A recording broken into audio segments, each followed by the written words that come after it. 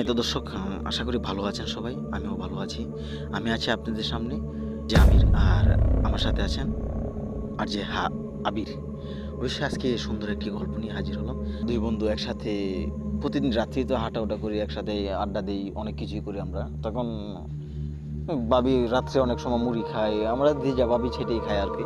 তখন এদিন আমরা সীতাশালের এই দিক দিয়ে যাচ্ছিলাম, তখন আমার বন্ধু বলতেছে, আবিরে আমির তুই তো ওই দিক দিয়ে যাবি না, সীতাশালের এই দিক দিয়ে যাইস না, যাইলে সমস্যা হইতে পারে।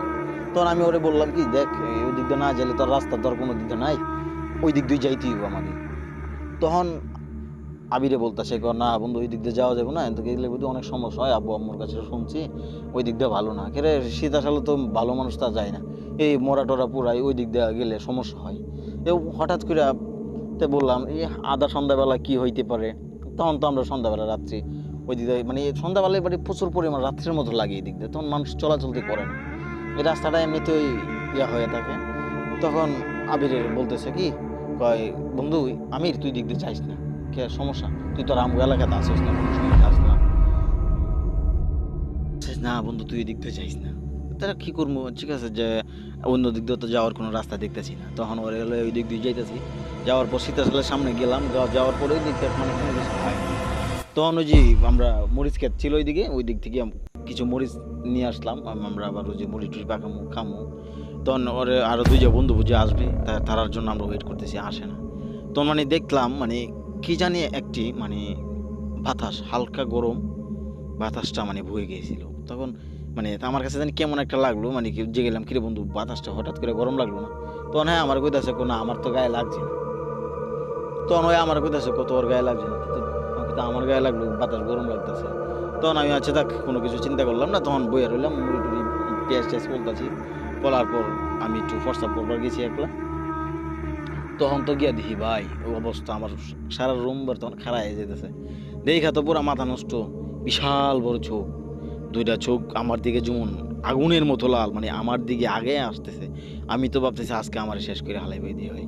আমি কি দেখলাম অনেকক্ষণ দেখতেছি, পরে তো আমি চিৎকার দিতেছি, কিন্তু আমার চিৎকার কেউ শুনতেছে না। আমি তো দেখে মানে জিলিঙ্গা লাগে গেছি। আমি আবিরটা ডাকতেছি, আবির কই গেলি তুই দোস্ত, তুই এই জায়গায় আয়, দেখি। তখন আবিরও মানে আমার কথা মানে আমি নিজেই শুনতেছি, কিন্তু অন্যজন শুনতেছে না। আমি ডাকতেছি, ডাকার পরেও কিন্তু কেউ আইতেছে না এই জায়গায়।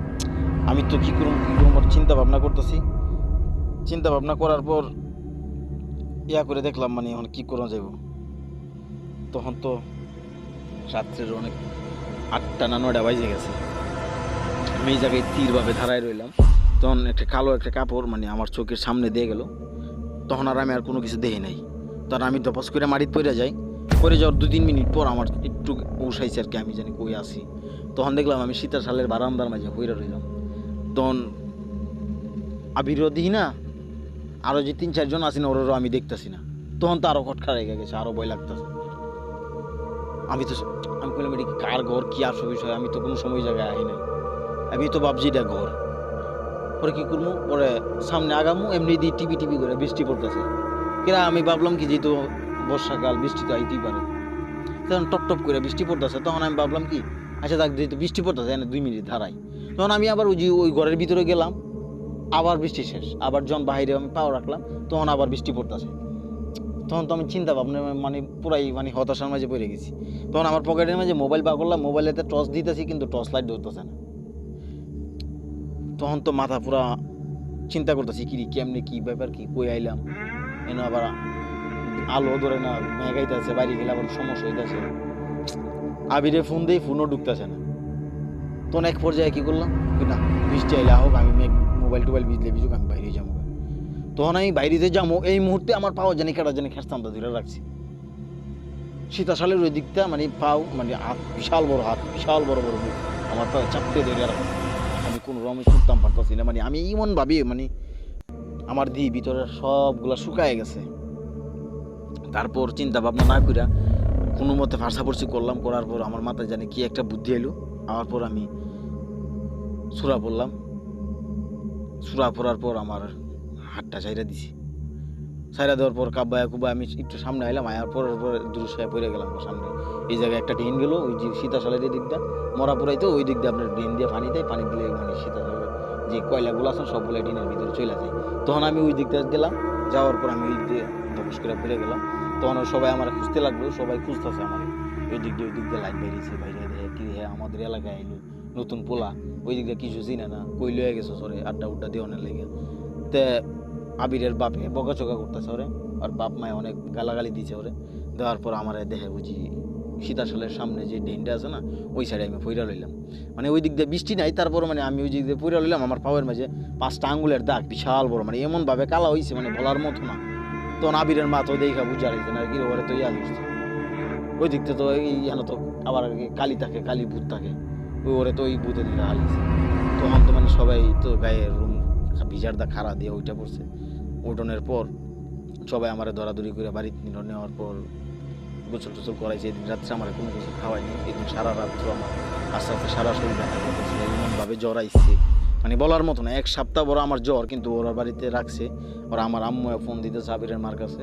তা আমি তো মানে সবগুলো শুনতেছি, কিন্তু আমি লাউ করতাম পারতেছি না, আমার তো জব বন্ধ হয়ে গেছে একবারে। পরে কবিরাজ জানি না, যারা এলো টাইলো সব দেখলাম আমি, আমার 2 চোখের পানি পড়তেছে টপর টপর করে। জ্বরে আমার সারা শরীর গাও পুরা অবস্থা খারাপ। আর আবি তো আমার পাশ থেকে 1 সেকেন্ড ডলারে নাই। তখন হয় আমার দৈরা বলছে বন্ধু তোর আমার নেওয়াটা আমার উচিত হয় নাই। তখন আমি চিন্তা করে দেখলাম আমার 2 চোখের পানি অটোমেটিক বাইরেছে, কিন্তু আমি কোনো কথা কইতাম পারতেছি না, আমার ভিতরে দম আটকে রয়েছে। তখন কবিরাজ আমার জারা টারার পরে 1 সপ্তাহ পর 2 দিন পরে আমি একটু ভালো হইলাম। ভালো হওয়ার পরে কইতেছি বন্ধু আমার কী হয়েছিল, আমি ওই জায়গায় হয়ে রইলাম, সারা শরীর ব্যথা করতেছে। আবির আমারে কইতেছে তোর তো জ্বর আইছিল, তুই যে রাত্রে তুই একা গিয়ে দিলি প্রস্রাব করানোর লাগিয়া, তখন তো তুই কই গেছস, তোর আর খুঁজা পাই না, আমরা পরে খুঁজতেছি। তোরা দেখলাম সীতাশালের ডেনের ওই পাশে বইরা রইছস। তখন পরে ওরা আমি আমার গল্পটা মানে আমার যে কাহিনীটা হইলো আমি ওর সাথে শেয়ার করলাম, ওর আব্বা আমার সাথে কইলাম। পরে আবিরের পরে আর বকাবকি করলো। পরে আমি বলছি আন্টি দেখেন আবির আর গালাগালি করেন না, ওর কোনো দোষ নাই, আমি প্রস্তাব করতাম গেছিলাম, তখন আমি দেখলাম কি জানি লাল আগুনের মতো দেখা যাইতেছে। ওইটা দেখে আমি বড় বড় 2টা চোখ দেখছি, দেখার পর আমি তো ওইদিকে অজ্ঞানী করে গেছি। তখন সবাই ইয়া করলো। পরে আমার আবিরে আবার আমাদের বাড়িতে নিয়ে আসছে। আমি আবিরে বলছি তুই আমার আব্বা আম্মুর কিছু বলিস না। তা ও আবার ওর বাপ মারে কয়ে দিছে আমার আব্বা আম্মুর যদি কোনো কিছু না করে। তা আমার আব্বা আম্মুরে কইছে কি ওরা ঘুরতে গেছে, 7-10 দিন লাগবে পরে আইবো। তা তো আমার আব্বা আম্মু চিন্তা করে নাই। এরপর আমি বাড়িতে গেলাম, যাওয়ার পর আম্মু আমার দেখতেছে আমি শুকাই গেলাম, মানে কেমন জানি হয়ে গেলাম। তখন মানে কইছে কি হয়েছে বাবা তুই খাস টাস না, আমি কই খাইছি আম্মা, আমরা তো খেলাধুলা করছি তো এই কারণে এমন শুকাই গেছি। পরে মার মন তো বুঝা লাইছি, ঠিক আছে তোর কোনো লগে কোনো কিছু হয়েছে। পরে বলে পরে আমি আমার কথাবার্তা শেষ করে দিলাম, আবিরের বাড়িতে গেল।